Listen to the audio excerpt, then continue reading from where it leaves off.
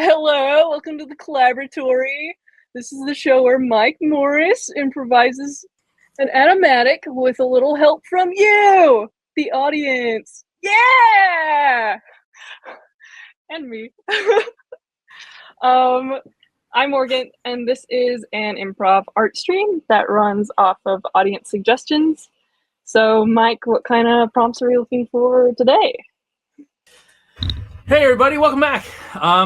We are looking for our standard three things. We're looking for a couple of characters. We're looking for a setting to put them in and a conflict between them. The basic building blocks of story and storyboarding.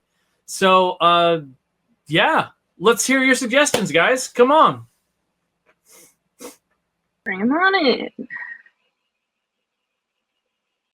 How you doing, Mike? Well, first of all, Morgan, would you mind introducing yourself a little bit? Yeah, I'm Morgan. I am a story artist. I just graduated from Utah Valley University.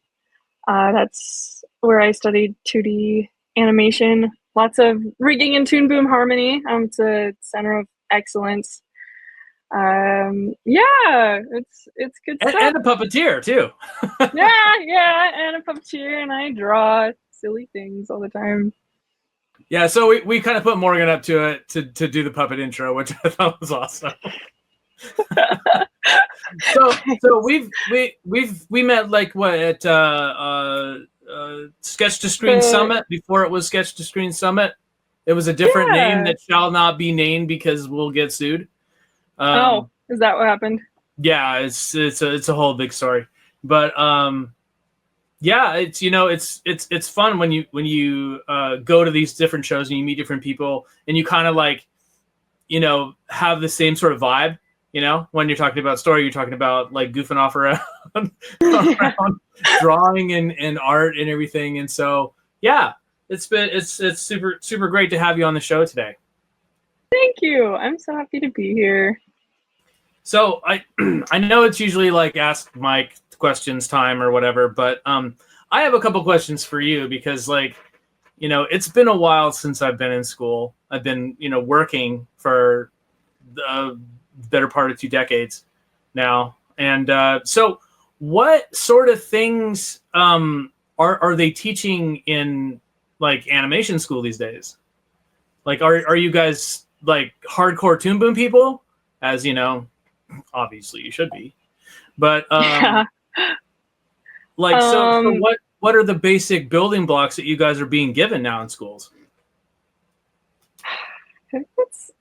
I feel like my experience in college was pretty unique. It's not, UVU has been growing since I got there. So say the years below me are quite a bit different from what I was going through, because a couple years ahead of me, it was 3D animation and 2D animation and game development all into one program. And then they split it up into 2D and 3D. So I went to 2D, and ours was, it was like Toonboom all the way, Storyboard Pro. Matt Watts is one of the main instructors that teaches rigging. So it's pretty rigging heavy. We've had Matt Watts on the show before, so if you guys are wondering, curious who this Matt Watts guy is, see our previous shows on YouTube. Yeah, he's really awesome, and a lot of the students. So he pre-records like these massive like rigging courses for us, and then he shows up in class as well. But a lot of the students like to turn his like little reaction memes of him because he's like in the corner of the screen. So we use those as react emojis and all that. It's a fun group. But yeah, it's been cool. Definitely So a lot of changes. as you're preparing, so you've done some work at my company, the Projectorium, and so how has that been like transitioning from student to like burgeoning professional? I don't know. I feel like this industry is very special, and just being an artist in general, where like a lot of the fun and a lot of the nervousness about it all is there's not really a set path. Everybody's path is like completely different versus like, you know, I've got some pilots in my family, and you follow like step by step, like, oh, you do this and then you do that and then you have this job and then you advance from there. So it's like jumping into like the ocean. It's like, okay, there's so many different fish and so many different things I can do. And just finding those niches of like, I think I'm really, really interested in that and following it. But yeah, because I think that, you know, a lot of times in you know, if you're going into like the studio system and that sort of environment, I think a lot of time it's sort of like you kind of pick your specialization and go in that track, right?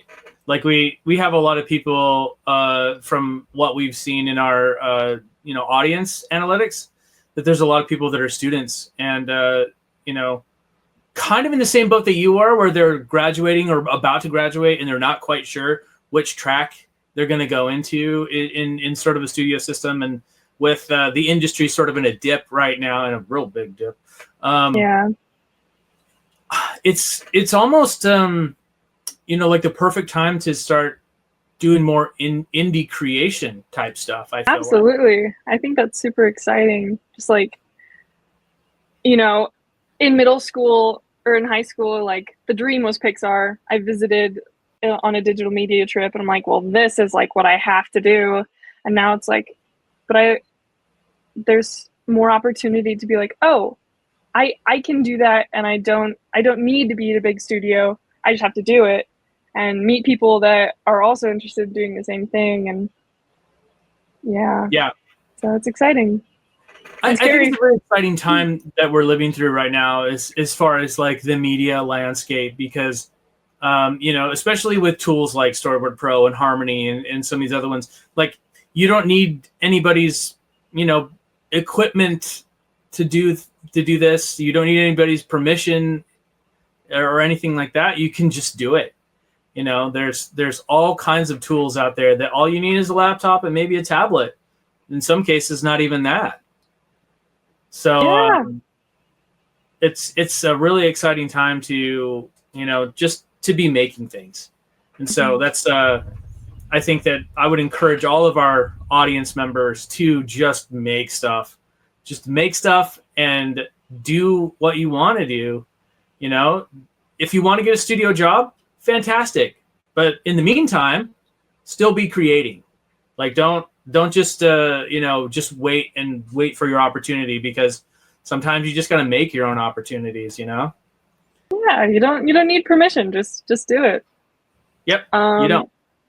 It looks like we have got some suggestions. Oh, what do we got? One is from Final Girl. It says, hey, maybe two grandmas fighting over the last ingredient at a supermarket. Okay. And then M. Penanti, I don't know if we need the names, says they like the grandmas fighting. I think that would be fun. Okay. So something about grandmas. Grandma war. Okay. All right, here we go. Now, is this like a striking war? Are they doing more grappling, jujitsu kind of stuff? I don't know. We'll find out. Let's find out. Okay, so I'm gonna get out. I mean, I usually like to get out my marker brushes when I'm first sort of laying something out, and I think that we're looking at like just an establishing shot of like a market, you know. I think we can just put in something like this. We'll get that in the top third. My marker brushes sometimes lag a little bit behind, but yeah, I think we could put this just about right there. And then let's get a little bit of parking lot happening here. And for that, I'm just going to go up to the second layer, and I'm going to drag out a just a marquee right here, and then fill it. Let's just fill it with a darker, more like asphalt type color. move that, delete this. And then for those of you who don't really ever use this particular tool, I personally, there's a couple ways we could do this. I like using the contour tools, so you can kind of like create a little bit of a perspective-y type thing. I don't think we're really going to have that here per se, but whoops. We can start to like build this idea in a little bit more. We're utilizing the tools that we have at our disposal. Okay, so let's get a little bit of a line on top of this. Let's go to some basic board things. I just have some fairly standard types of brushes that I use. Nothing super fancy, but fancy enough to get my point across. So let's do Simon31 said, LOL, fighting jujitsu style. And M. Penanti said, one of them quickly knits some nunchucks, and the other one uses her purse and takes off her shoes to use as ranged weapons. Wow, people are really into granny battles. I didn't know this was like a thing. Aggressive buggers, I guess. Well, just don't start taking bets, okay, guys? I don't want to see any betting going on in this grandma fight world. No more pit fights or rooster fights. It's grandma fights. Yeah, I mean, we had been discussing our producers, secret pit fighting earlier before we came on here. So if you're ever at one of those underground things and you see somebody called the Flying Knuckle, then you know that's our producer. You're ratting her out. It's okay. The Flying Knuckle's not really her name. It's something much more, I guess, eccentric. That's the right word I'm looking for. Much more eccentric. Imagine after knitting the nunchucks, they could like use the knitting needles on like a bow and arrow or something. Let's see. Let's do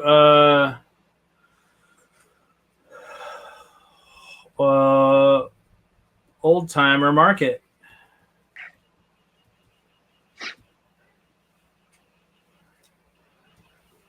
Not your grandma's market, but it is.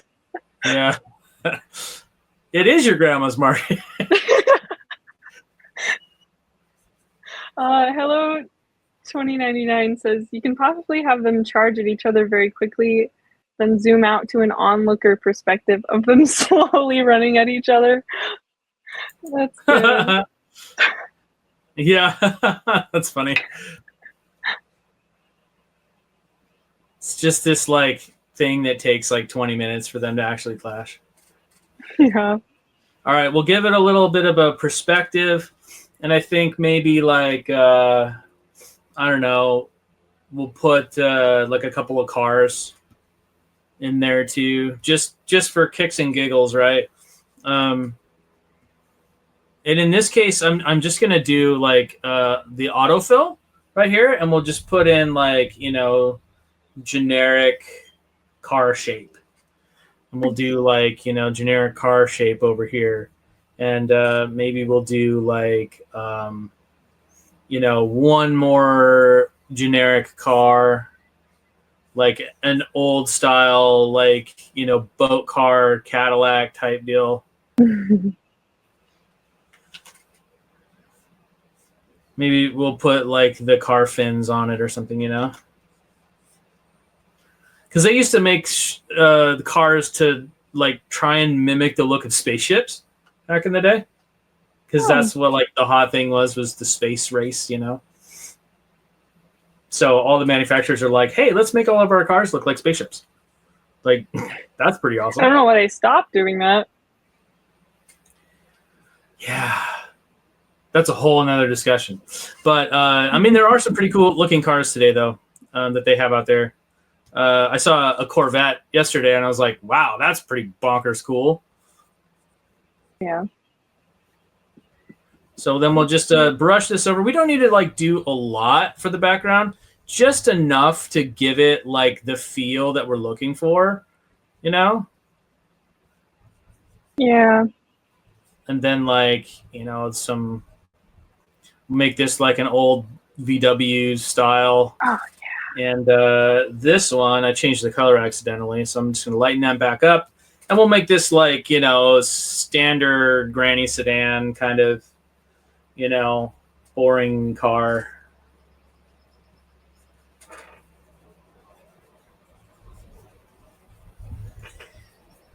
And when it comes to, you know, all of these different things that you'll do as a story artist, I mean, I never used to draw cars. And I probably mentioned it on the stream before, but like as a story artist, like you don't always get to choose what you get to do, you know, or what your assignment is. And so like you'll find yourself having to draw things that you don't ever really draw, like cars and things like that. And so I think what we're going to do here also is I'm trying to maneuvering past my microphone so I can see my layers. And I'm just going to have just a little bit of a foreground element, which is going to be a shopping cart.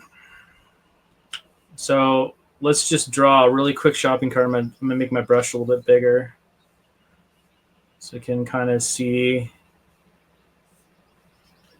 shopping cart. And I'm kind of going to draw it in like a generic perspective because, you know, we're going to put a little bit of layer motion on this guy. So I don't really want to get like super into the perspective of it because, I mean, that's kind of animation's job, you know? Which in a lot of places and definitely in like more of a studio assistant environment, you'll have like 3D models and stuff that will go in the place of something drawn like this now because it's just so much faster and so much easier to do it that way.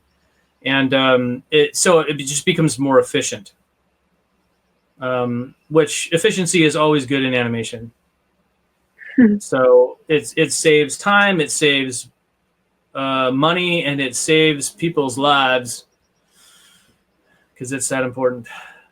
So sometimes we have this sort of an issue here where, you know, some things are in front that should be behind. So I changed the color on these little bits of like what would you call that? Like the basket wires or something. Yeah. So I can come over here to layer, and there's arrange. And if I send that to back, sorry, send the entire layer to back. There's a little trick that you can do to set these right, and just grab. I'm grabbing the select by color and just cut and paste it back over. That's a really easy way to remember. I know that there's like an arrange like within the layer type thing where you can send these particular vectors to the back, but I can't remember what that shortcut is right now. So look it up, people. It's important. I should know it, but I forgot for the moment. Anyways, but yeah, that's another like just a really simple trick that you can do. And then of course there's the draw behind that you can do that too.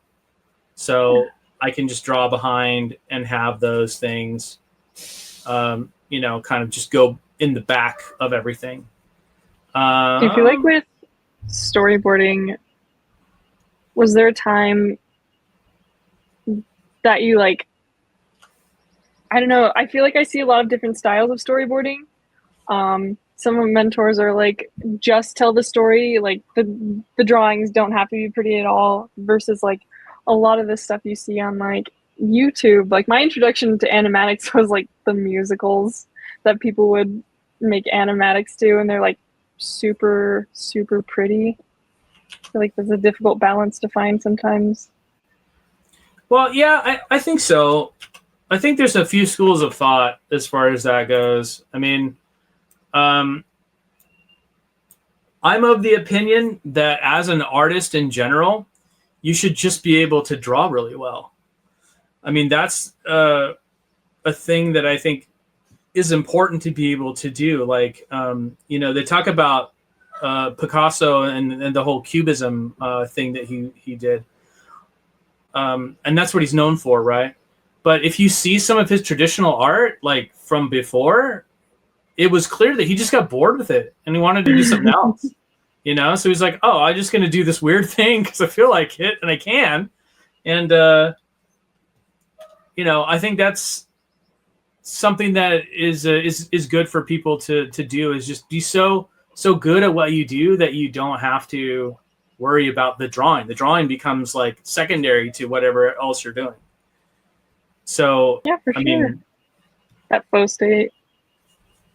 That seems like a good way to go, in my opinion, for whatever that's worth. Yeah, worth a lot. I think so too. Final Girl said it could end with them making a big meal together with both families with the ingredient they're fighting over. Happy ending. Oh, that's so sweet. I'm going to put the I'm just going to put the rotation point like right in the middle there. So we're just going to do some layer motion stuff right here. And in my timeline, I'm going to drop in a control point, or a keyframe rather, right here. And then I'm going to push end and put a keyframe in here. And then I'm going to grab this. You have to wait until it turns into the move sign. And then I'm just going to have this, kind of come in like that. So we have an old timer market and just this thing going in. Okay. Is the top line of the shopping cart with like the sidewalk something to worry about? Yes. We kind of have a tangent there. So one thing that we can do is just grab these points and just move them. Oh, nice. That's one thing that I think, there's always little things that you don't really think about when you're, doing this kind of work. And sometimes it's just part of the software. You can just grab things and move them. And you're like, oh, wait, no, I have to go back to the keyframe. You don't. And I think we can even, on this keyframe here, as long as you're on the keyframe itself too, you can do all kinds of different stuff. So I'm going to go back to here. And I'm just going to, increase the size of this guy just a little bit so we get something of a perspective as it travels in space, It's not totally right, but, it doesn't super matter since we're just goofing around anyway. All right, let's go into the store. So one of the things that I think we should do before we get too much farther is drop a keyframe in the front and in the back and just give it a little bit of a camera drift in. And I think that one of the things that is always nice to do is just give it a little bit of off center. Like if you're gonna do the drift in, like give it. If you're going to do a drift in the camera, make sure that you're focusing in on what the actual point of the scene is. Not necessarily, this front cart. That's just extra window dressing, right, as they call it. But the point is the market, right? And so we're going to zoom in to closer on the market itself. And so getting that focal point there is is pretty important. It's not going to be totally right because we just don't have time to mess with it. But I think that's one of the more important things. Okay, so let's see. What is the item that we're going to be having this fight over? Oh, good question. No one has specified that yet. Because I think what we're looking for is probably a refrigerated section, right? Oh, you can get some ice action in there. I don't know. Like, to me, I think this is like a specialty Italian cheese type situation.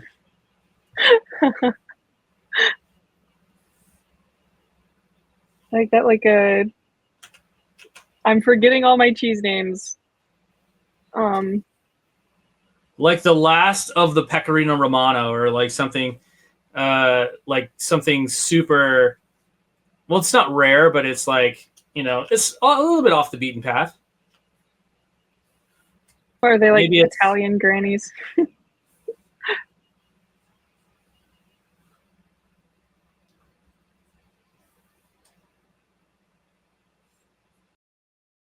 I don't know, man. I'm from all that I've heard and all that I've seen with Italian folks, pretty tough. Ever watch? There's a YouTube show called Pasta Grannies. I haven't. And it's this guy who goes around Italy, like interviewing these grandmothers that still make homemade pasta, and they're like the like the traditional styles and everything. Mm-hmm. And it's really, really cool. It's a really cool show because unfortunately a lot of those traditions are kind of dying out because none of the kids want to actually pursue it, which is kind of a bummer. That they're just like, oh, we'll just go to the grocery store and get some pasta in a package. You're like, what? I don't know. That's like a big thing I've been like really focusing on recently is like convenience versus like wholeness, I guess. And not even just like Whole Foods and all that, but like when you make things slowly, I mean, they always taste better. Even if you're not good at it, like a poorly made graham cracker is going to taste better than a graham cracker from the store. Maybe it's the love you put into it, but I mean, that's why I've got chickens. I would think so, right? It's like the other day, I made a deep dish pizza. Because pizza became my COVID hobby. And so I started making a lot of pizza, and it kind of, you just start to discover other things. So I guess like cooking has kind of become a hobby for me more than anything else, because I feel like it's another creative endeavor because, burnout is a real thing, right? So every so often people will just get into these modes where they're just like, I can't do this particular thing anymore for a while. And I think it's good and it's healthy to have something that you can do that's still kind of creative, but isn't necessarily drawing and painting or 3D modeling or whatever it is that you do is like your main deal. I think it's a healthy thing to have that sort of diversity of talent and diversity of things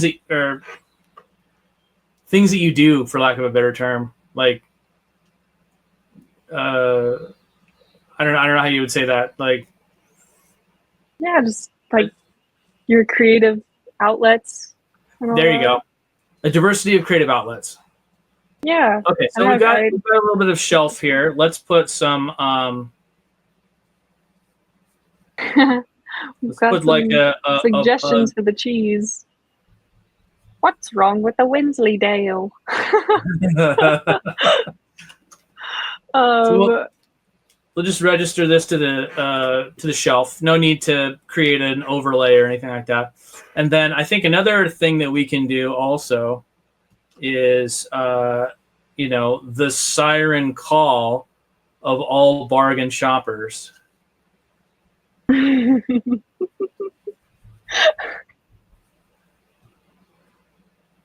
being called out right now. We have a designated cheese drawer in our fridge for all the cheese we snag at the sale table at Smith's. Ooh, that's a new one. You should try that. It's made with honey.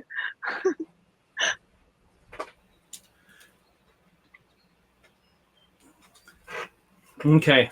I think we're not going to even approach it. We're just going to be specialty cheese. That's good. Blanket label. Okay. All right. So let's copy that frame. And then I think what we'll do is we'll just add, I'm going to go out of camera view. I'm going to go to stage view real quick so we can kind of have a little bit wider of a view. I think one thing that we can do is I'm going to draw a couple of arms.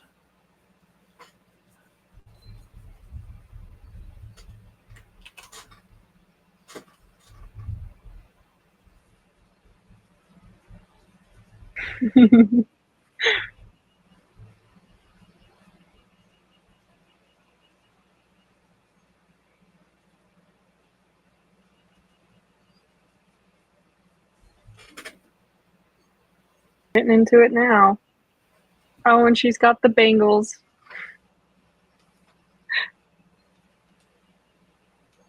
I always try to be like nice to hands, and especially ones that look a little bit more on the weathered side, because I know eventually my hands are going to be like this gnarled mess from all of the years of drawing. So Yeah. I try to be as long as you can still hold a pencil, like as nice to old hands as I can, just because that's what I'm going to be staring at in too much longer, I feel like.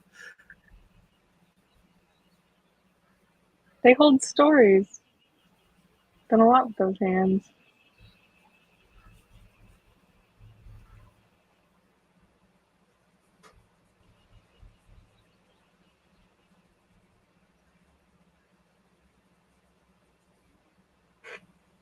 Okay.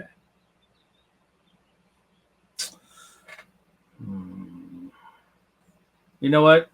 I have a feeling that I put these. Oh, no, actually, I think this is right.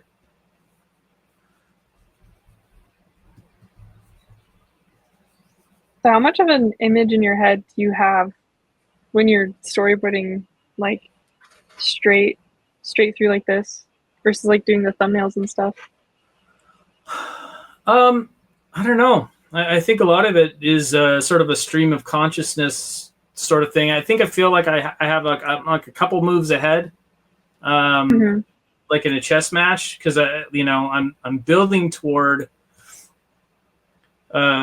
something, but with an improv stream and things of that nature are a little bit more flexible and fluid. We try to not think too far in advance in case the audience has something that they have in their minds. Yeah. Because a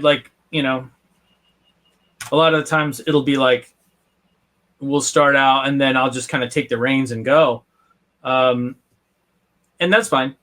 But also we want to try and be as flexible as possible. And I think that's one of the good things about story art is that there is a certain flexibility in it that you kind of have to be prepared for. Yeah. I feel yes, like and because things are going to change. Things are always going to change in storyboards. You're rarely going to have the same thing that you started with in its entirety. when you work on a board. It's just not going to be a thing for the most part. Unless you're like the most bonkers board artist ever in the world and everything you do is perfect all the time, every time, then you're going to have a lot of changes. And so flexibility is something that you kind of learn after a while. And unfortunately, so many of us have this sort of tendency to feel like personally attacked or personally shamed or something like that if their stuff doesn't go over super well. And that's not the case. It couldn't be farther from the truth. I think more often than not, what it really is just it's not right for the story at that particular moment in time. It's nothing against you, and it's nothing against anything that you're working on or doing. It's just that's the need.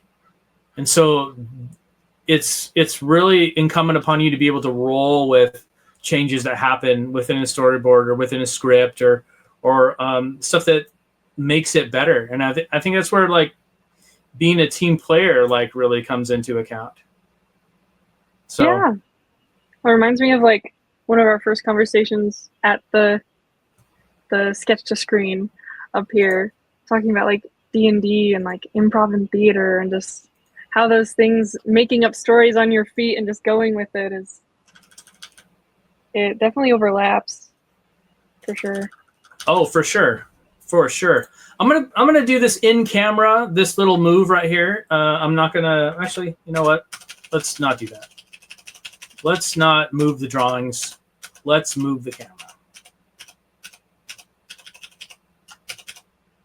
Okay.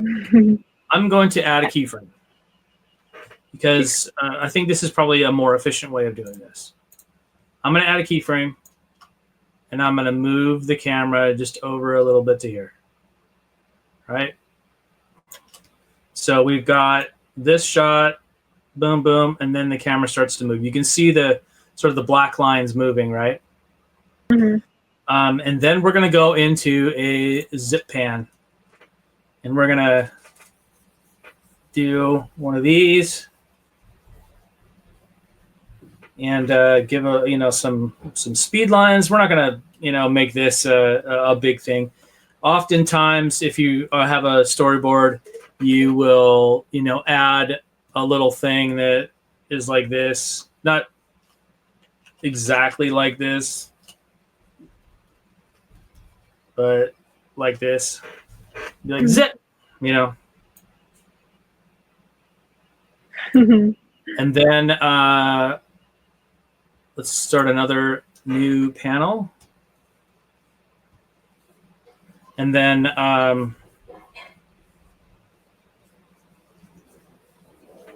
ooh, intro to who we are. M. Penanti says one of them should have really long, well done nails. Really long, well done nails. Yeah. Okay. Fuji gland. So we're gonna have to go back.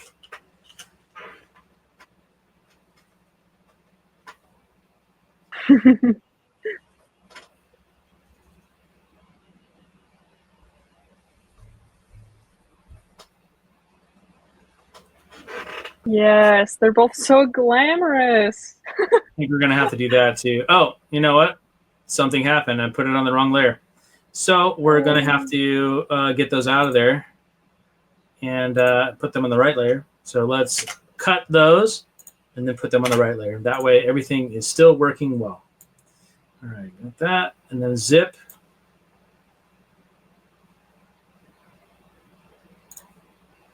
And then we're going to duplicate that layer.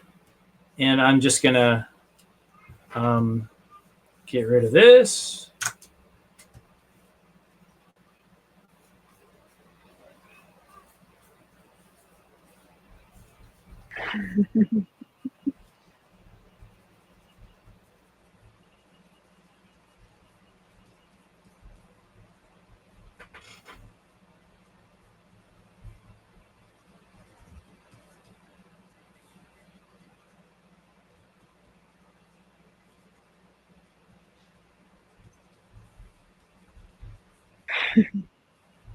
Granny is not happy.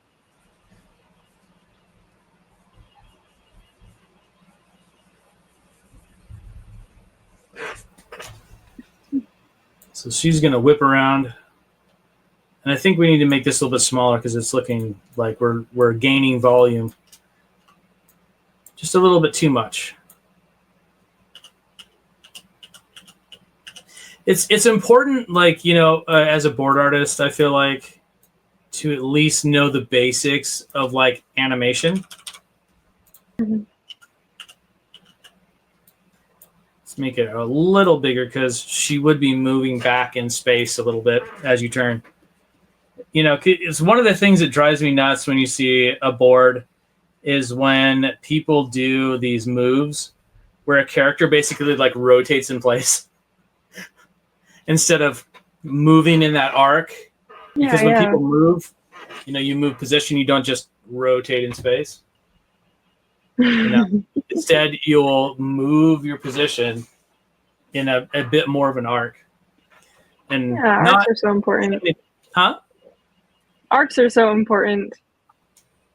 Oh, for sure. I've seen these photographs that people do, like the long exposure of dancers, and like every move they make is some kind of twirly, arcy movement. Yeah, absolutely.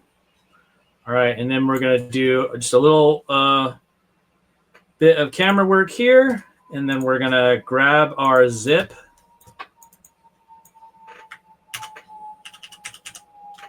And then we're gonna flop it. Then we're gonna take this bit right here. I'm gonna flop that.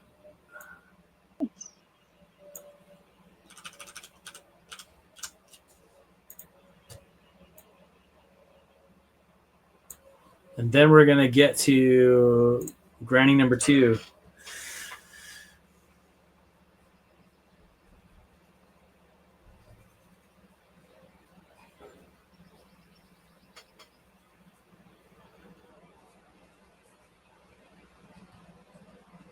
Maggie Kosek says, LOL, this is so much concept work for a board. It's what? So much concept work for a board.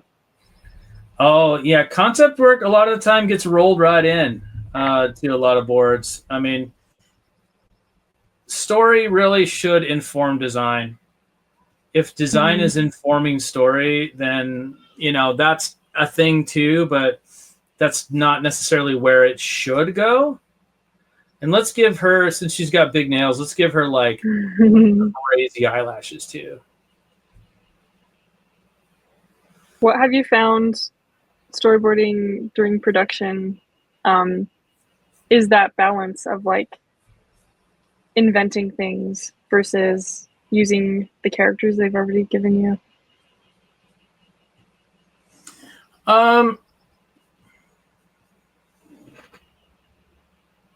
I don't know.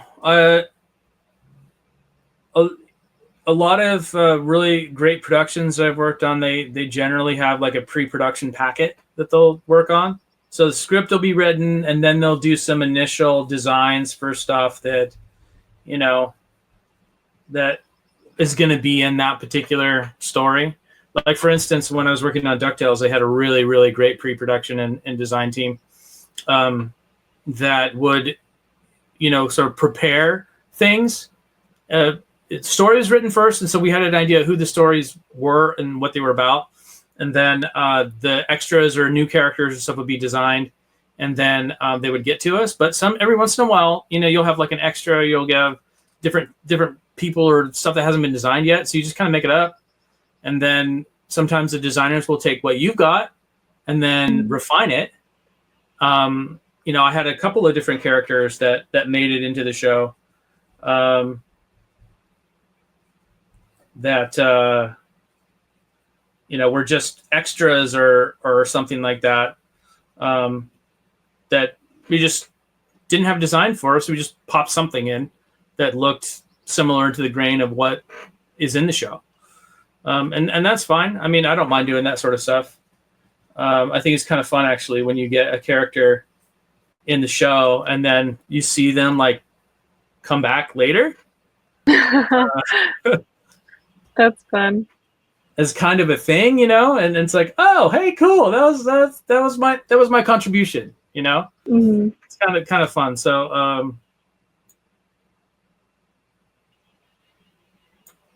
I think we need to do a little bit of a mirroring type shot here, where I think she needs to also have that turn and look. So let's get some of those big hoop earrings over here and the little. Her lashes sticking out.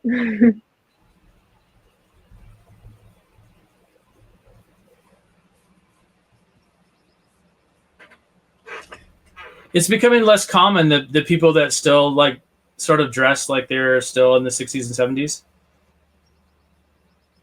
Yeah. I feel like it's sort of becoming a less common occurrence, but in this case, we're going to lean into the stereotype.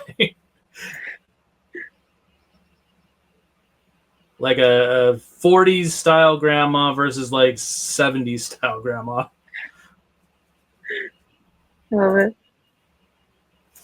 And then I think we can do, I'm going to copy that and we're going to do a flash zoom.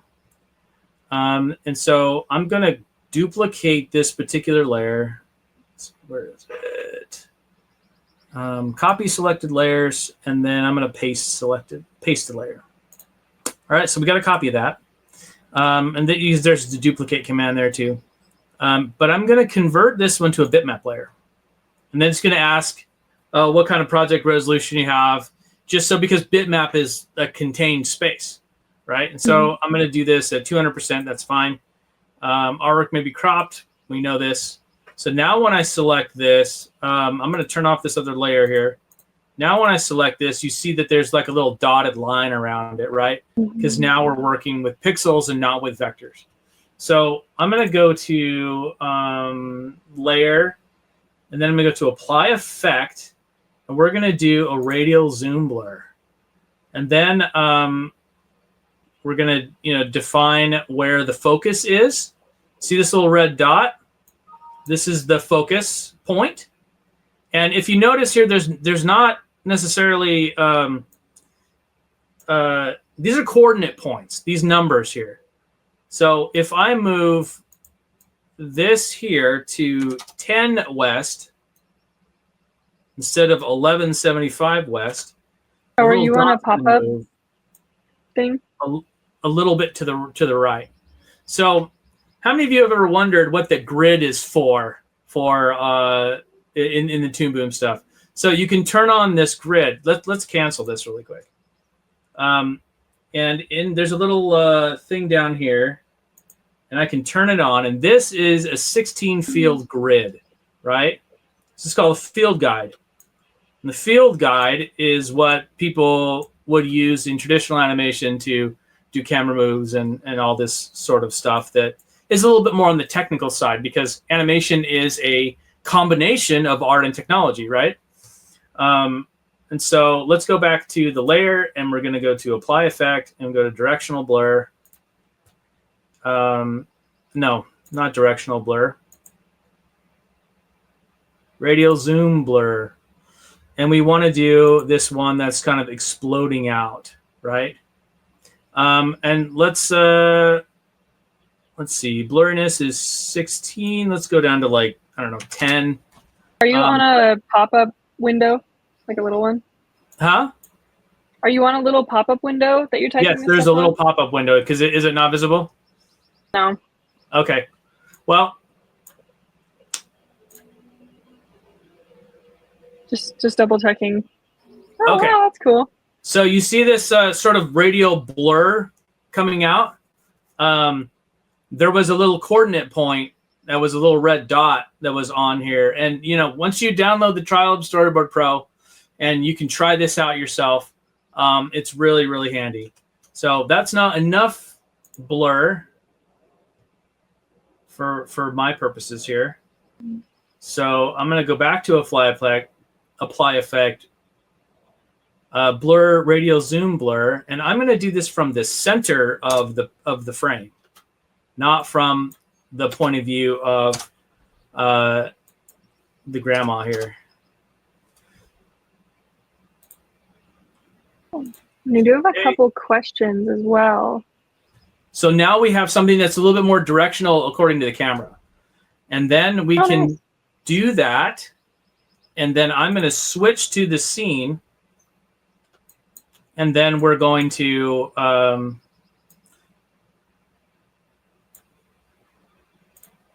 we can even take this one step further.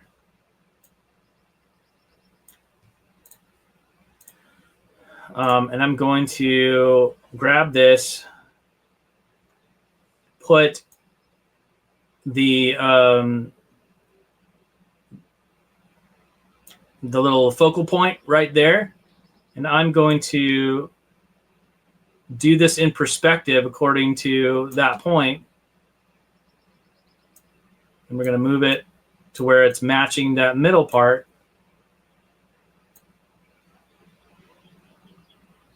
Oh, and then reorganize the layers because it's in the wrong order. Like that. So that's a little something you can do to kind of make that really quick. And then we're going to have the dairy case. Let's go to the BG layer. Sorry, you had a question, Morgan? Yeah, there are just a couple. Henry Leonardo said, "Hey, Mike, can you expand on the idea of story informing design and not the other way around?" Sure. And what's up, Henry? Henry's one of our one of our friends. Okay. Our animation friends. Henry's an amazing animator in his own right. And I'm looking forward to his short, which is dropping at some point soon. I think they're done with it. Oh. So. Do you know the name of that one? No, I do not. But I'm sure that Henry will have some sort of poster, something about it. So, all right, let's just do something simple, dairy case, with these to kind of mirror what we had. And then I'm not going to spend like a ton of time on this. We're just going to have this be something simple. I imagine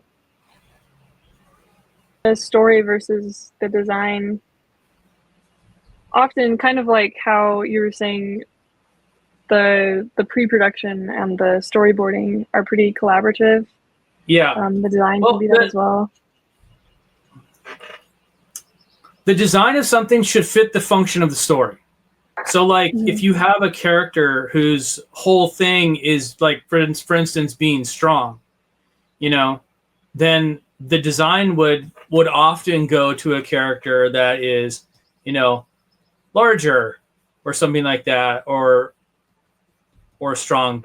Or in the case of like sort of like a Spider-Man type thing, he could be this, little skinny guy with amazing strength. So, but that's where the need is. This character's whole gig is strength. So he could be Hulk size or Spider-Man size, but then that story was informing the design, which in turn works with the story. So again, it's all about the story. It's all about what you need to get out of the story. And the design is definitely informed by what the actual ending of the story is going to be. So then we'll make this like, closed cases. We'll put like some, I don't know, milk or whatever in here. Some cream or some, general dairy items. We don't need to get super specific about what's in here as long as it's populated with something, right?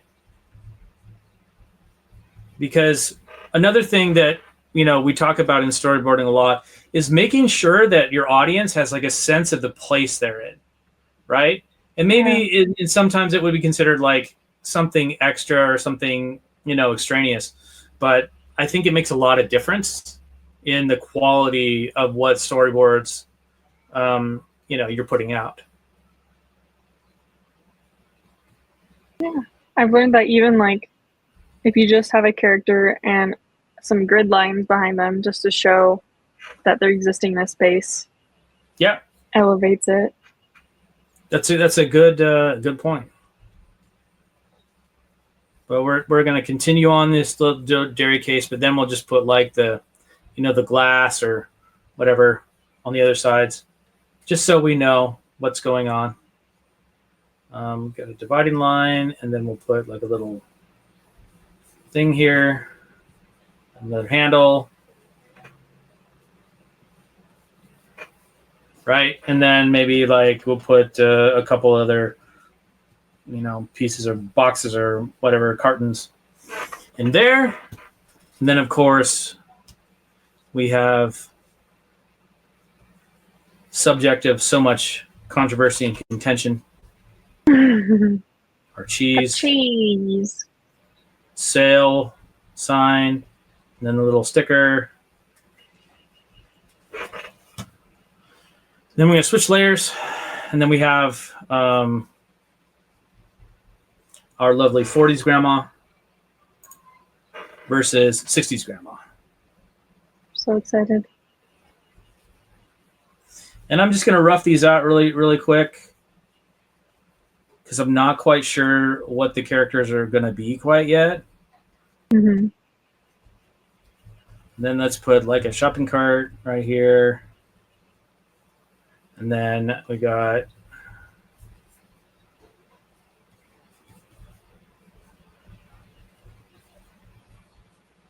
Mm-hmm.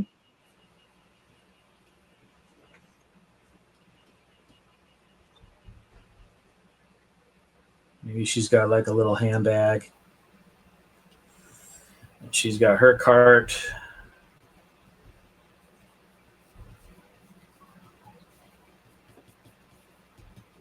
It's got some stuff in it. She's got some stuff in her cart.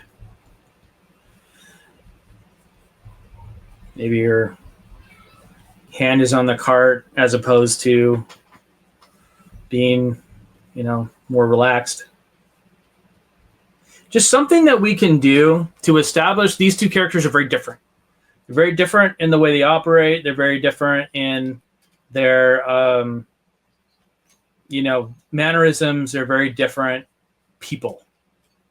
So whatever we can do through gesture, through general operation, or pose, anything that we can do to show that these two characters are very different is going to be a good thing.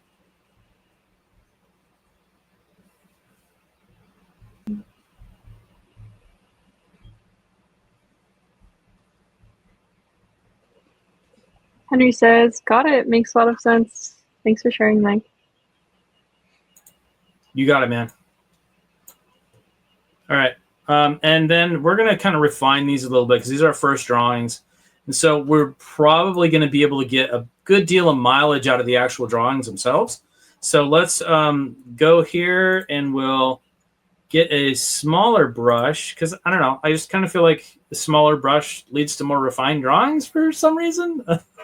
Maybe that's the animator in me talking, but okay. So let's go to first grandma, and I'm going to turn on the backlight or the light table. Let's see what the appropriate term is here. Auto light table. Remember that. Okay. Turn the auto light table on, and I'm going to start, drawing these out a little bit better. I'm going to see what we've got here. Okay. So she's got like the, little horn rim. Big cat eyeglasses. Horn rim style glasses, yeah.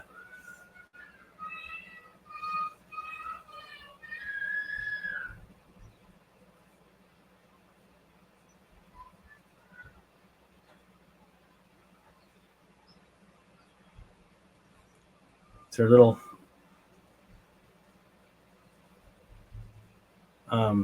eyelashes. And let's give her some little pearl earrings. That's kind of fun. Yeah, it was cute. Classic grandma. Yeah, the very classic grandma versus modern hip grandma. I don't know. I've heard the theory that, like, grandmas in each generation dress how they did, like what was in style when they were younger. I think that's common for pretty much every generation of humans ever. Makes me wonder what the grandmas are gonna look like in, 40 years. I always used to wonder why my parents never listened to anything but oldies radio. Like when I was growing up, like it's like, why? There's all kinds of new cool music out there. Why are they not listening to, stuff that I listen to? Then I realized when I got older, oh crap, I did that very same thing. Yeah. I listened to a lot of stuff that I listened to when I was a kid and kind of just ignored the other stuff. Yeah, I get that. I think it just comes down to what you were into in your formative years. It's not like, no modern music ever makes it into the, the rotation, but if you had your choice, you're probably going to go with what you liked when you were a kid. Yeah. Music inspires a lot of the stories that at least I come up with. I don't know what inspires you when you're boarding or coming up with stories. Different things. A lot of the times it's situational. Some stories are born out of just joking around, or oh my gosh, it'd be so funny if, that usually is a thing, or like, oh my gosh, this is like the dumbest thing that I've ever thought of. I've got to put it down on paper. There's different motivations outside of every different story that you come up with, or every different idea for a game, or every different piece of media that you work on. There's going to be some sort of idea behind that, and hopefully it's an idea that can have some depth to it in some way, shape, or form. It doesn't have to be like super deep, like you're commenting on the condition of mankind and you're super right about your ideas, or something like that that's like really heavy. But coming down to universal fundamental ideas about life and living and what it means to be human and all that kind of stuff, that tends to resonate really well. Or if something's just darn funny for somebody. There's some YouTube channels that I will watch, and they just make me laugh, and that's what I like, because it's just silly. Yeah, I'm a fan of silly humor. Reminds me of the Jar Jar Binks stop motion. That was good. Oh yeah, the robot chicken Star Wars. Yeah. Yeah. Just funny stuff like that. If people out in the audience haven't seen Robot Chicken Star Wars, if you're Star Wars fans, it's super funny. It's really, really funny. I'm not going to spoil it because that's kind of a jerk move, but watch it. It's worth it. I'm so curious to see how deep in conflict these grannies get in the last 10 minutes. Yeah, me too.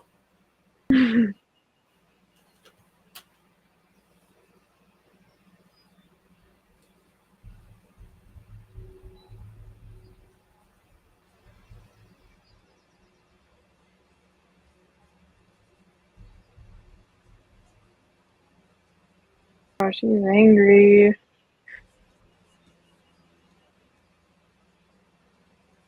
What style martial arts are you imagining them inflicting upon each other? I kind of am curious as to where things are going to go in just in general combat style. Big bracelets.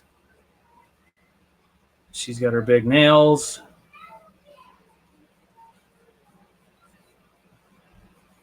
And then some sort of, I don't know, paisley-ish.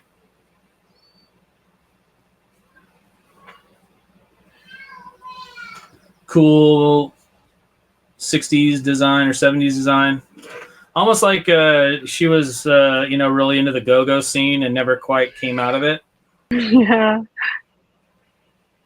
Can't forget the boots. Well, we're just going to go with bell bottoms because those are quicker to draw. Yeah, fair enough.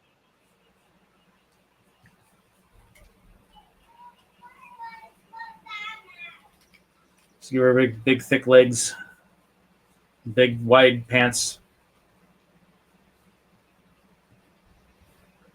And again, huge orthopedic soles, the shoes. And then she's got a death grip on her cart here.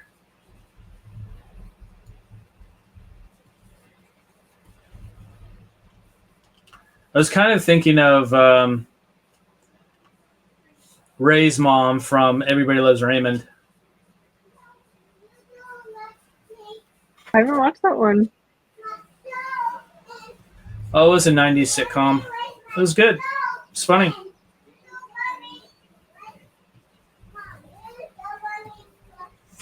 All right.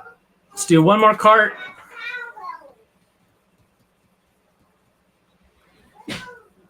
Really quick. Again, this is about ideas and not pretty drawings. I don't know why I feel the need to reiterate that, but I guess for every stream, it's good to just give a reminder that these are more about the ideas and not about pretty drawings. Okay. Yeah. So let's get bottom lip in there. And pretty is a plus, but the story is what matters the most. Yeah. All right, now I'm gonna take and select both layers here at the same time, and then one of the things that we're gonna be able to do is do this where I'm grabbing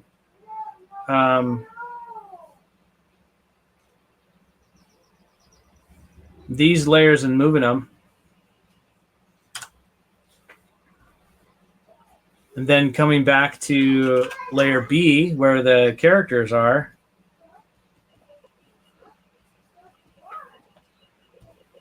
I'm going to grab these and scoot them back a little bit because vector, people, you can.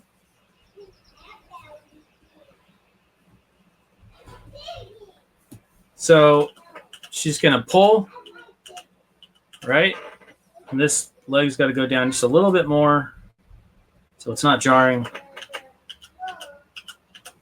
I love the work tool. This grandma here getting pulled. Missing a couple of vectors. Got to grab those.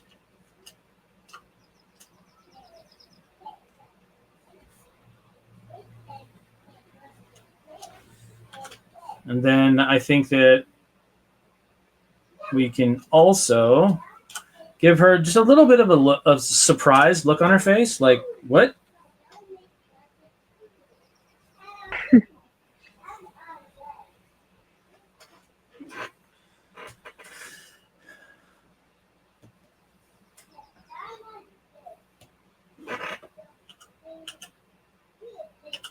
As the fun grandma pulls. And then we're going to go back to the original. Whoops. Back to the original. I'm going to copy that panel. I'm going to paste it. Then we're going to do the opposite.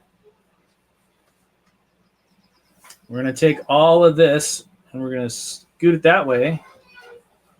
Then I'm going to take this that way.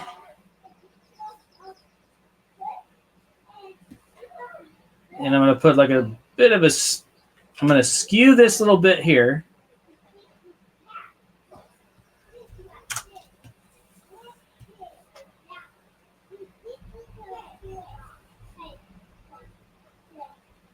And just change that expression ever so slightly.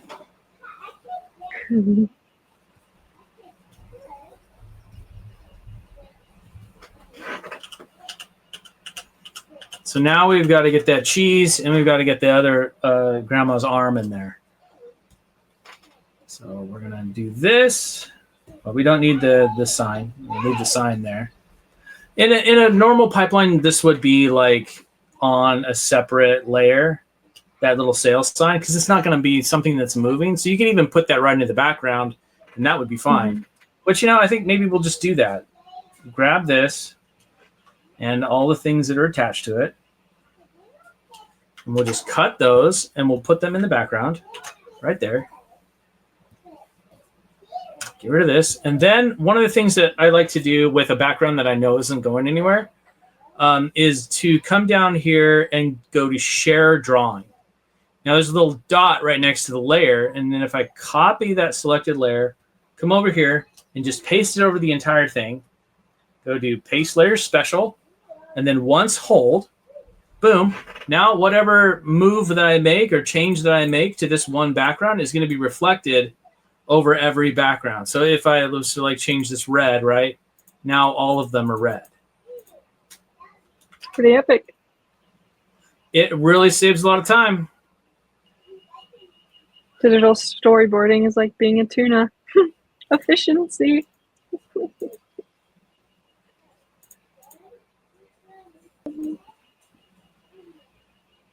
All right, we've got less than 2 minutes.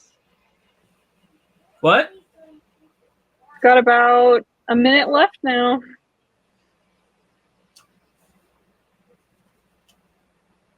A minute left? The option is amping up. I thought we had 20 minutes left. It's an hour and a half, right? Yep. Yep. So we got 20 minutes left. Oh, yeah, my bad. I was counting them pre-30. I was like, wait, what? We're streaming for a little bit longer than that. False alarm.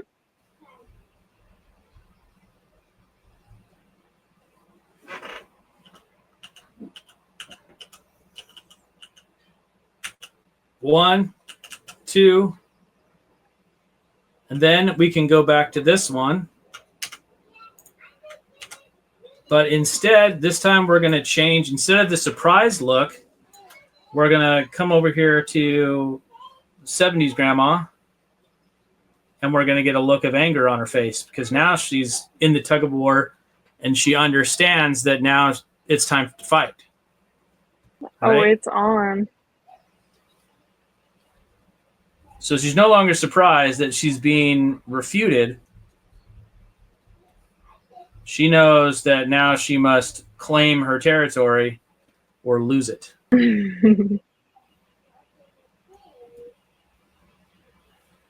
So her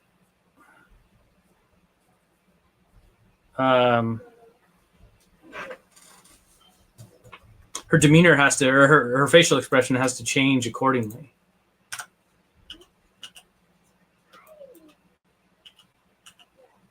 In this one, we should amp her up a little bit.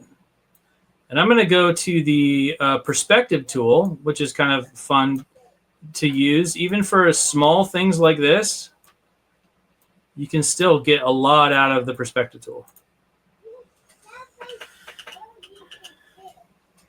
To amp up her expression.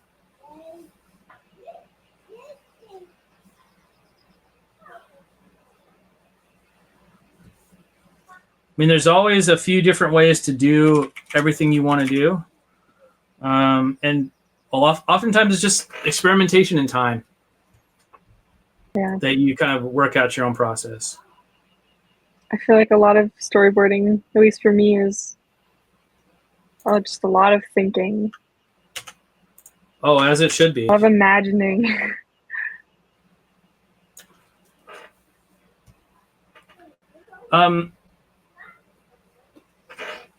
I think that's sometimes where creativity comes from, is in the pondering part of everything.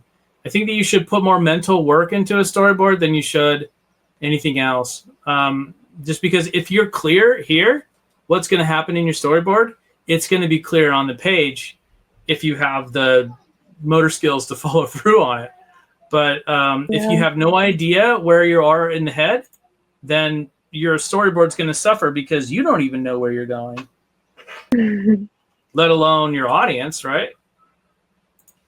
And that's what I love about storyboarding is it's like kind of directing through drawing or filming through drawing. Mm-hmm. Don't need a camera, but there's a lot of those principles in there. Yeah, I mean, you're essentially like a little mini director cinematographer. And I'm just going to move this copied head over to here with the amped up expression. And then using the select by color tool, I'll get rid of this. And then I'm also going to swap out the head of our 40s granny.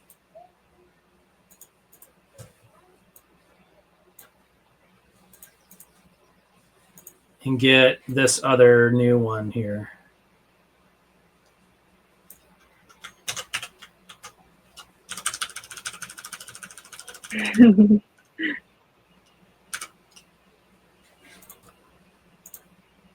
Okay. So we're staging a lot of this a little bit on the flat side here. And, you know, we can just give a copy.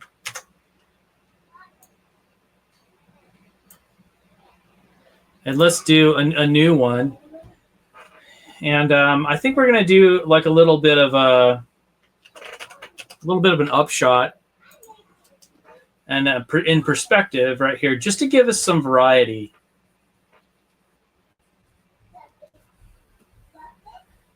You know, where we've got her arm reaching out, and then the other one coming back to the cart.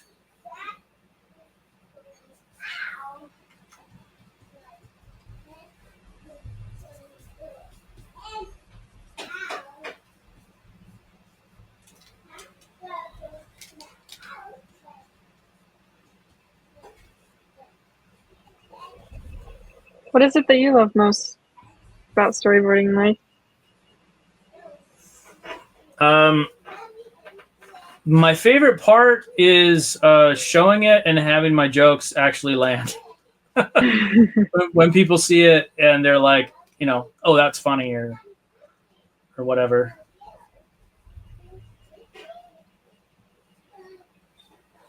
I think that's the most satisfying part.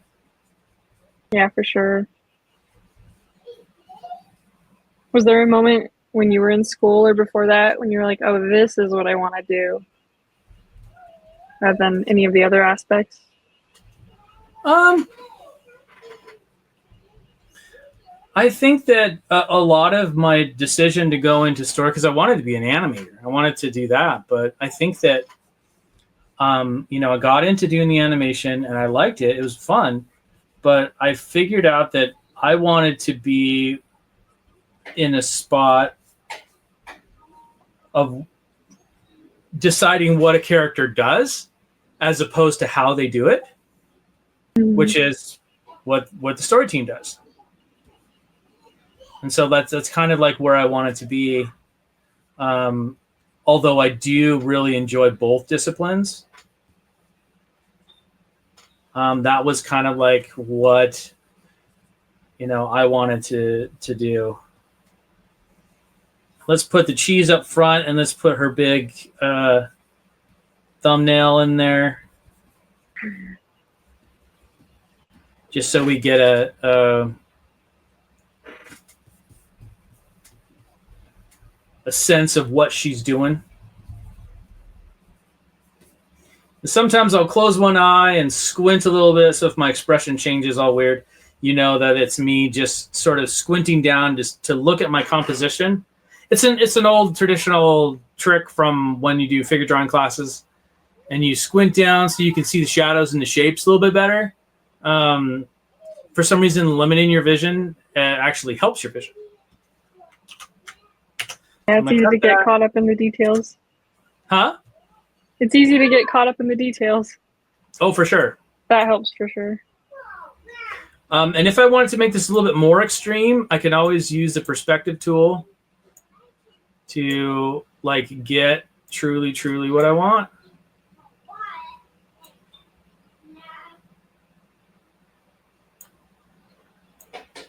So use the tools to your effect, the way that you need to have something look. You know, you could just sit there and noodle around with a bunch of layers over and over and over again, or you can just use some of the specialized tools that can help you get there a lot faster. And we'll fix the timeline.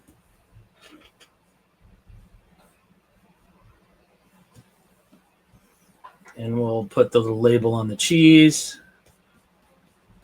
Just so we have enough in frame that we know what she's got based on stuff we've seen. And then we'll put the paisleys and all that other stuff on her shirt, just as a courtesy. And then we'll put some other, like, you know, jewelry or whatever on her, just so we get a little bit of personality with what she's got going on. Okay. Then we're going to go to the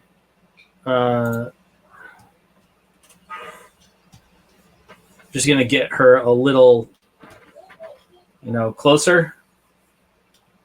Or actually, you know, I think this would be good to do a little bit of a pull. So she's going to yank this in one direction. We're going to skew her a little bit, but the head is skewed a little too much. So bring that one back, and then just, you know, tilt it back a little bit. So we get this kind of a pull.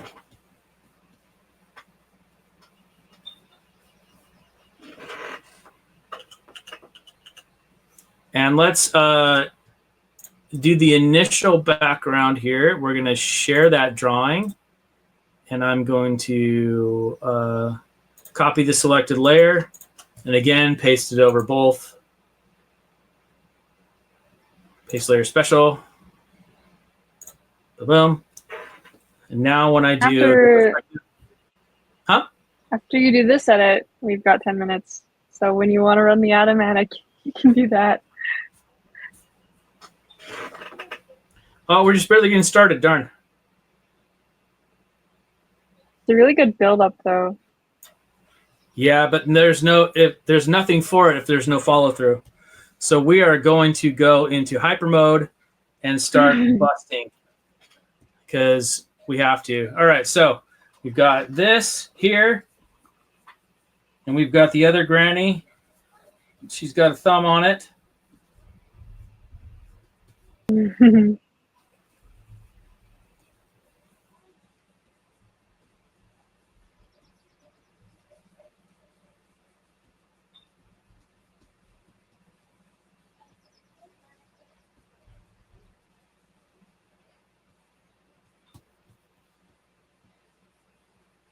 And she's got her pearls. She's significantly shorter.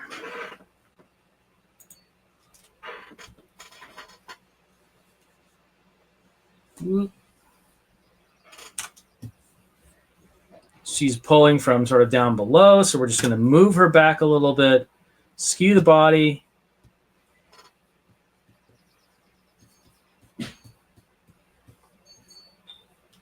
So she's kind of pulling down on it.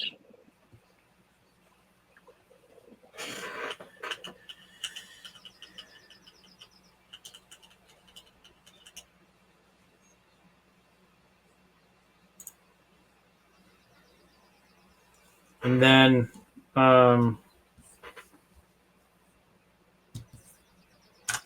think one thing that we're going to do right here is this is where things escalate.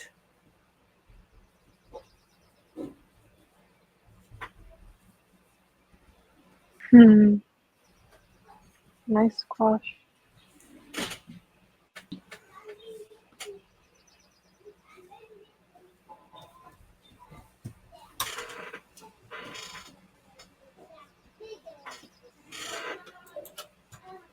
Imagine she's making like grandma's famous mac and cheese. The other one's like Nana's bestest, most glorious lasagna. I think that's a really. Now I'm hungry. Thanks for that. All right, and I think what we're gonna do is do a little camera move right here. Kaboom, kaboom.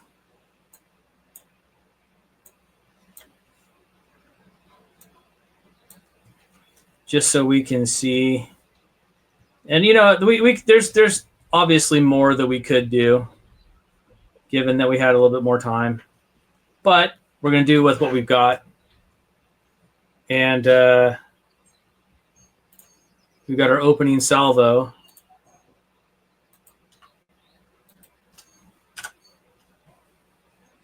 She reaches, oh, maybe not into her purse.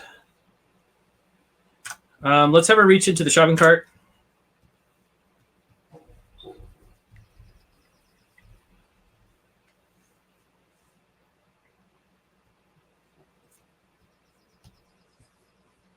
And she's going to grab a salami.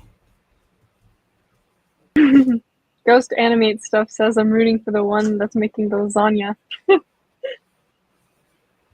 Oh, yeah, that would be 60s grandma. Yeah.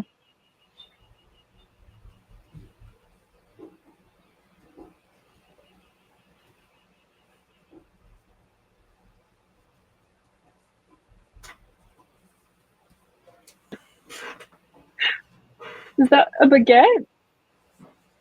It's a salami. Oh, salami. Yeah, you mentioned that. Get slapped in the face with a salami. I think we might need to adjust the camera just a little bit more, just so we can see it. And again, it's put it on the wrong layer, but that's all right. We're just going fast. And if we had a little bit more time, we could, make these drawings a little bit nicer or whatever, but we don't. So we're going to go fast.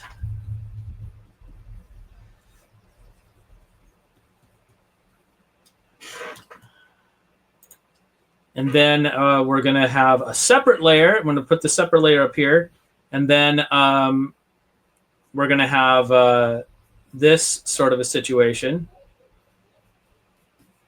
We're going to watch this salami get whipped around.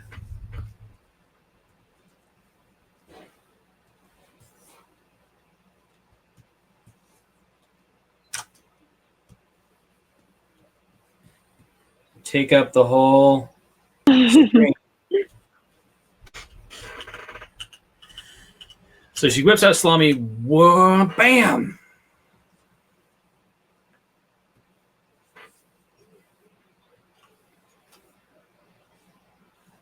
Like that, and then we're going to cut back to here.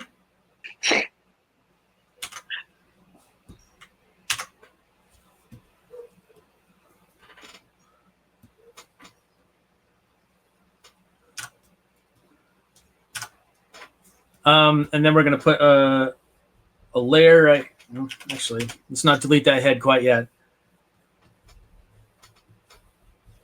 Let's have that salami come like this.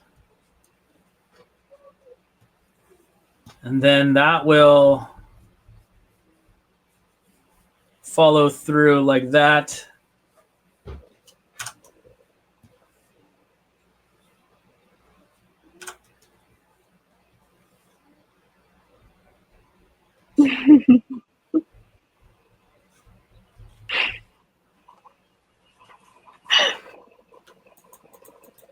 That'd be funny if her dentures fly out.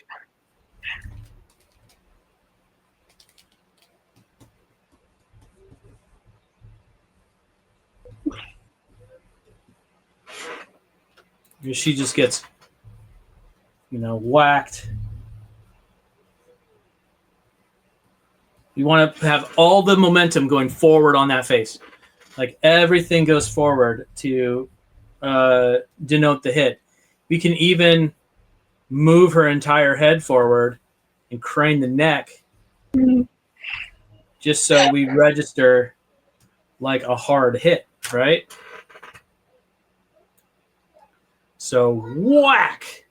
And then one more frame to follow through on the salami this way, right? Just going to skew that. Whack. And then we're going to copy this one.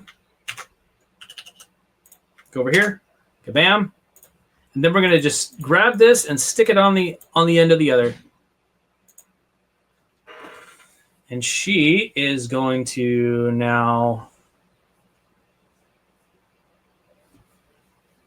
get serious. Let's grab everything that we need.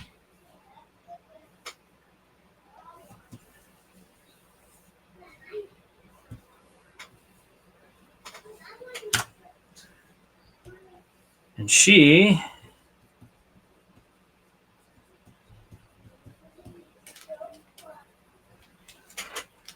has got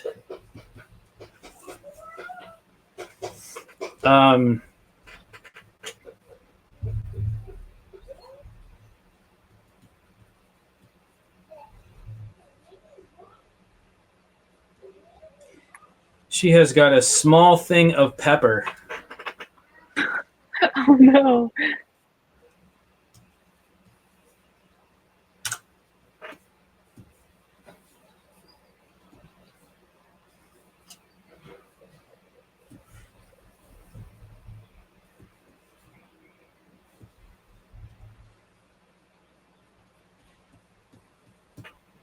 So we can use specialty brushes in this case to kind of simulate like what we need. And in this case, I'm going to use a little bit of this sort of a brush like this. And, you know, there's some brushes that you can use to sort of automate effects. I would say use it fairly sparingly, but, you know, use them to your advantage. Let's see where I have one brush that's like a scatter brush. But we don't have time for that. I don't have time to look for it. So we're just going to do, you know, a bunch of lines of whatever. And she's going to have that be her attack is homemade pepper spray.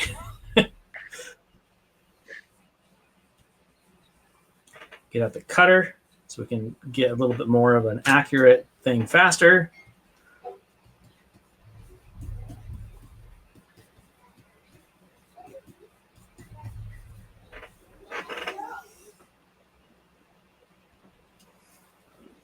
But she was not prepared.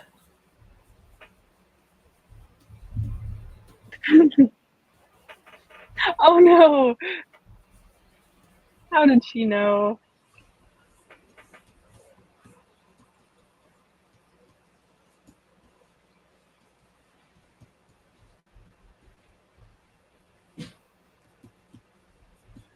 So Normal Tuesday night for this grandma. This is not her first rodeo, I think.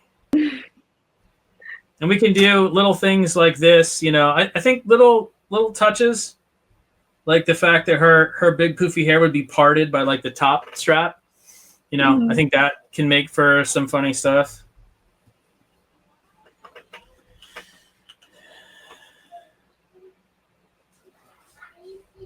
Copy that. And then we'll get out that other brush again.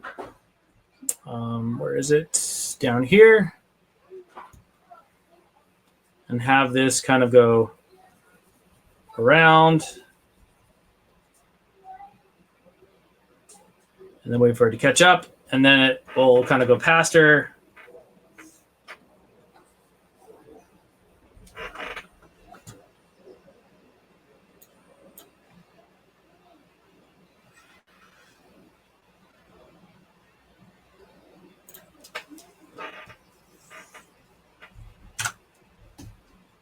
delete that, delete that, delete that, delete that.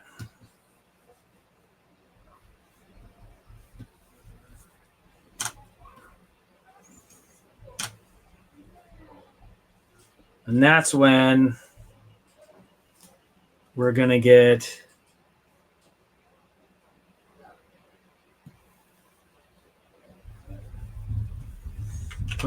switch back to the black pen.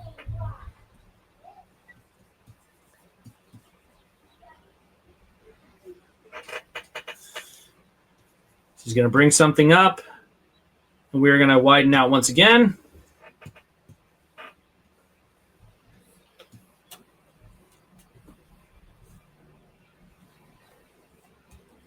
And perspectivize grandma here.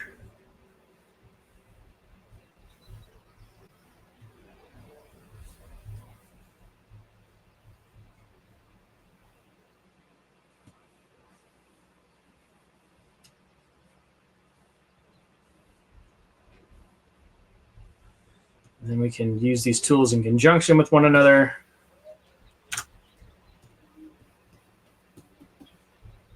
And she's going to have those nunchucks.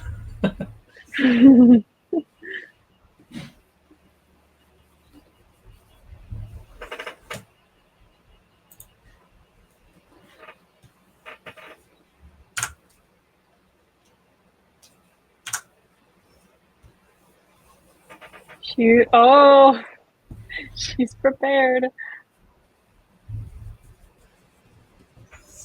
Again, not her first rodeo at the local market. And of course, there's their shopping cart, which we're going to have to add in here, and here, and here, and here. So pepper spray, ineffective.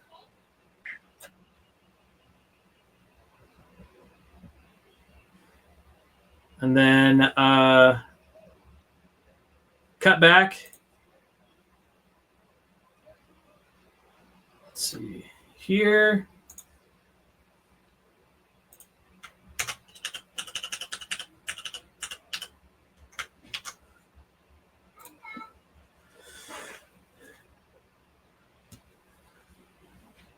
You can get rid of this.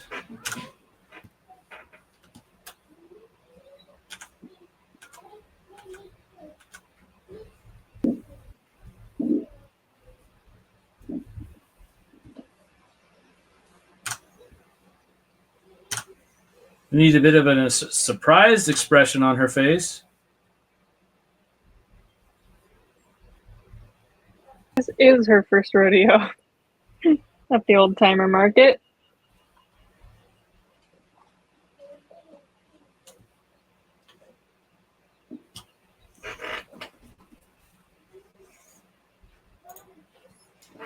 And then we're going to do a quick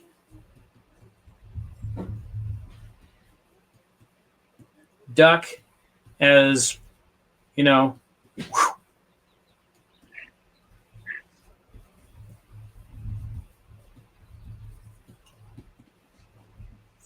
Then we'll get this one arm down here. Oh, it's auto saving. There we go. That one arm down here.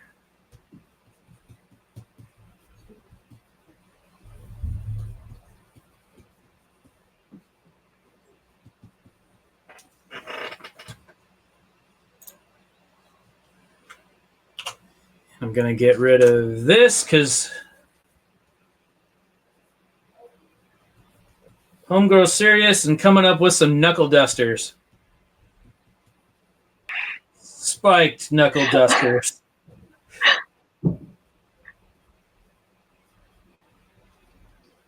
My gosh, it's turning violent.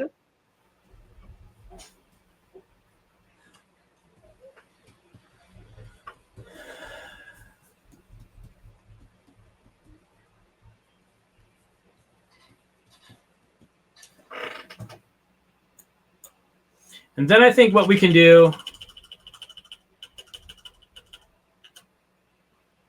is go back to this initial setup.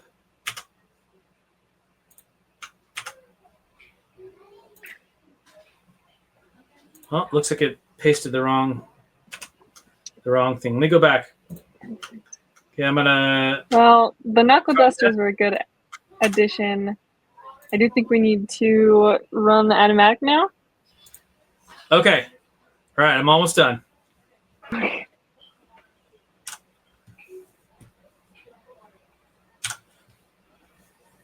All right, we're gonna have this grandma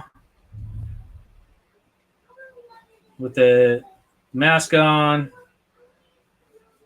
and her nunchucks.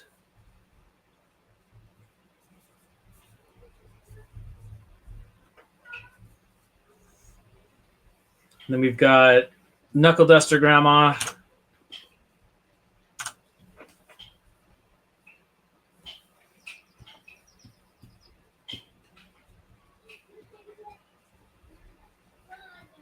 She's ready to throw down. We're going to have the cheese just kind of have been set down. And in walks a little kid.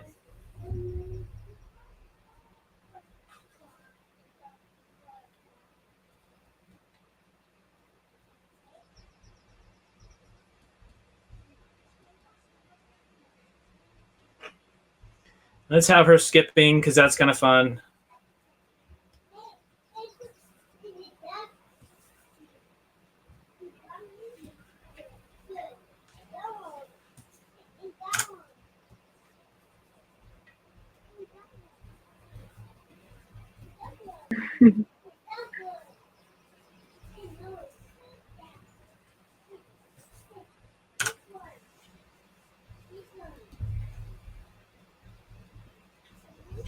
And she just says, "Oh, cheese." These drawings are awful. Oh, whoops.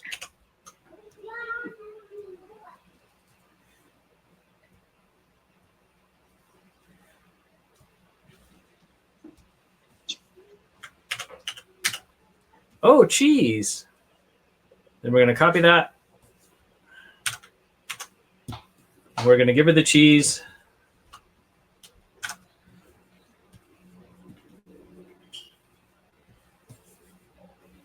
And she's just going to go on her merry way.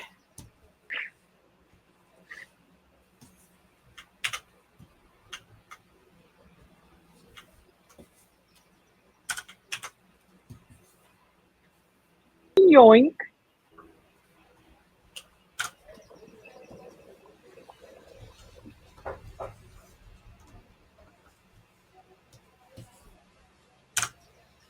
And then she's going to go off screen. And the two grannies are going to like look and see like what just happened.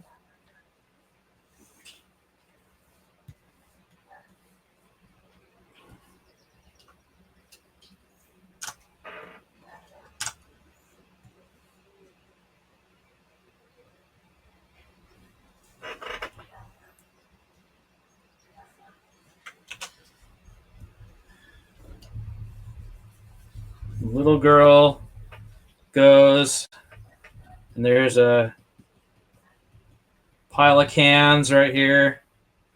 You know, we see some of the stacks, and we see the little girl with the cheese.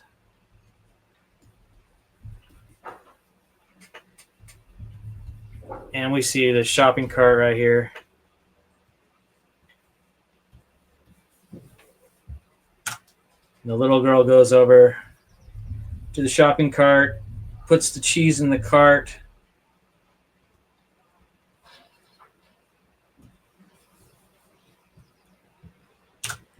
And the cart gets pushed forward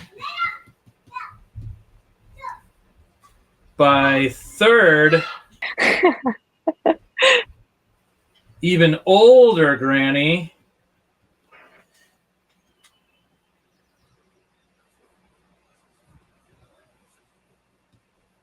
Crazy hippie granny.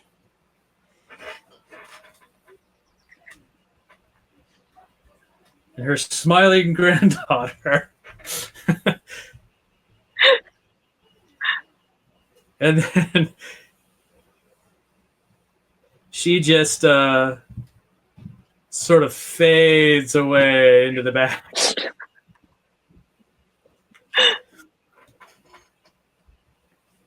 We're going to grab this and we're going to put that on top right here.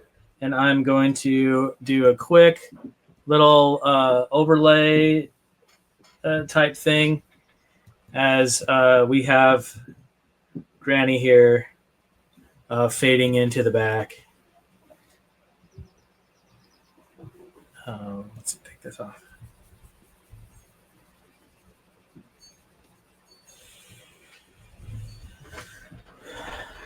Oh, whoops. Turn off the wrong thing.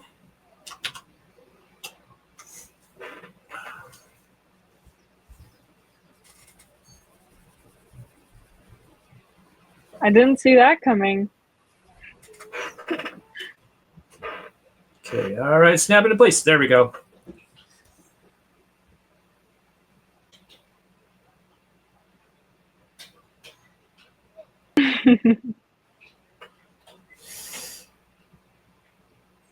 Okay. Let's do one more copy.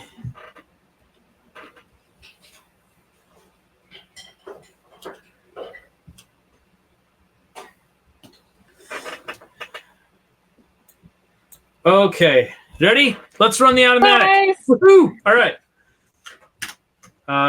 Let's do full screen, which is Shift M.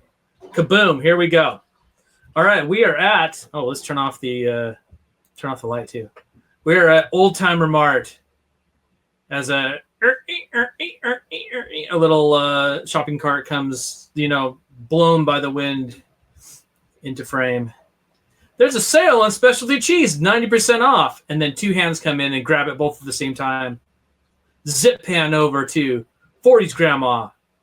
Zip pan over to 60s grandma. And we flash zoom out to see them both with the same piece of cheese. They start to struggle over it. What? No, you give it. No, you give it. Arr! And they both start to struggle. It's like, you're going to give me that cheese for my lasagna. You're going to give me that cheese for my macaroni. Wah! Bam! And she smacks her with a salami. And then she's like, why, you little whoosh? And she dusts her with a thing of pepper. But the pepper is of no effect as she's got a gas mask on all of a sudden. And then she whips out some nunchucks. She's like, whoa, whoa, whoa, whoa. It's like, let me show you a trick I learned on Iwo Jima. And then she's like, whoa. She's like, well, let me show you something what my Uncle Vito taught me. And then as they're about to square off and fight, this little girl comes just like, la, la, la, la, la, la, la. Comes in, oh, cheese. And then she grabs it and then goes off on her merry, la, la, la, la, la. And both of them are like, what? As she goes and puts it in a shopping cart. And she sees that hippie grandma's right there. Rookies. And then she fades into the back.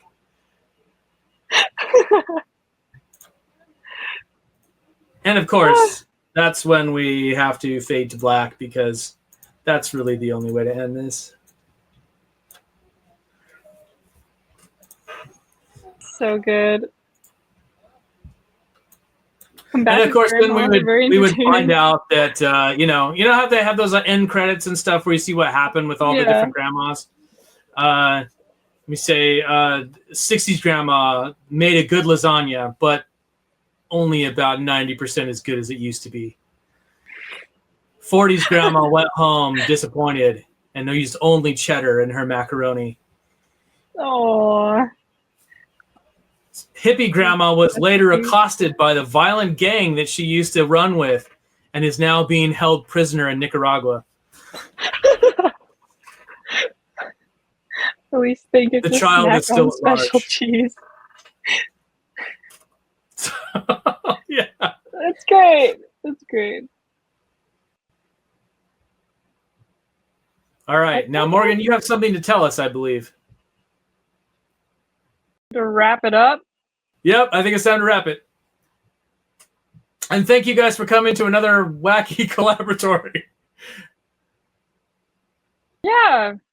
And Mike, thank you for joining us again on the Collaboratory. Do you have any projects or topics that you want to draw our attention to? Well, I'm sure that there are a lot of people out there, you know, in the industry that are struggling right now, and just, you know, support them as best you can.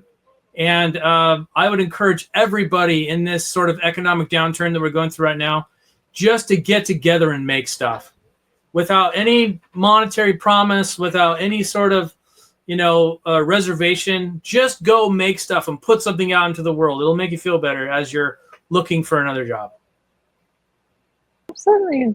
And thank you to everyone for joining us on the Collaboratory. You can download a 21-day trial of Storyboard Pro from the website toonboom.com, and find free video tutorials at learn.toonboom.com. If you're looking for more interviews, be sure to visit blog.toonboom.com for articles about storyboarding, animation, and 2D games. Until next time!